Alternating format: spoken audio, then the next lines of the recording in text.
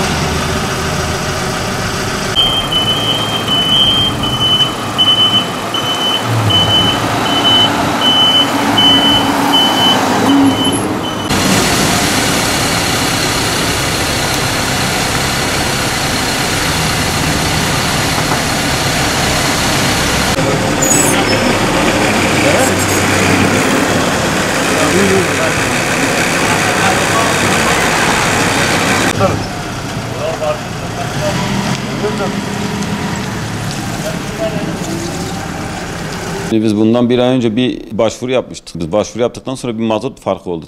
Tekrardan bir mazota ciddi bir zam geldi. Yeni bir dilekçe gönderdik. Biz zaten her sene söylediğimiz gibi söyleye artık söylememizin de bir anlamı kalmadı. Şimdi biz aslında o konu için her zaman söylüyoruz. Tüm demeçlerimizi, tüm basın açıklamalarımızı bunları da söylüyoruz. Diyoruz ki bize şikayetinizi iletin. Çünkü biz dışarıdaki arabayı onların gözü kadar göremiyoruz. Çünkü araçları onlar bizden daha iyi görüyor.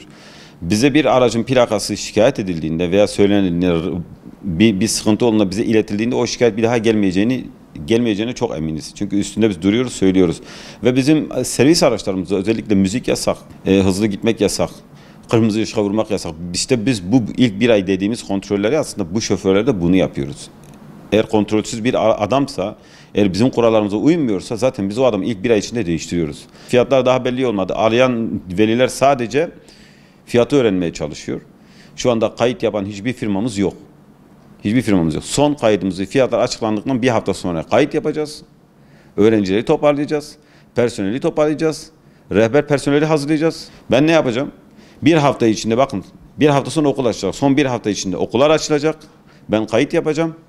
Ve o kayıtları araçlara düzenleyeceğim. Personel ayarlayacağım. Rehber personel ayarlayacağım. Bunu bir hafta içinde yapacağım. Ya bu bize yapılır mı? O araçtaki çocuklar ya benim çocuğum, ya senin çocuğun, ya birimizin çocuğu, yani bir yabancı bir çocuk yok o arabada. Ben boşuna o caddede durmam. Zaten ben zamanla yaşıyorum. Keyfimden o caddenin ortasında durmam. Biraz Batman halkı bu konuda okul servislerine biraz dikkat etsin aslında.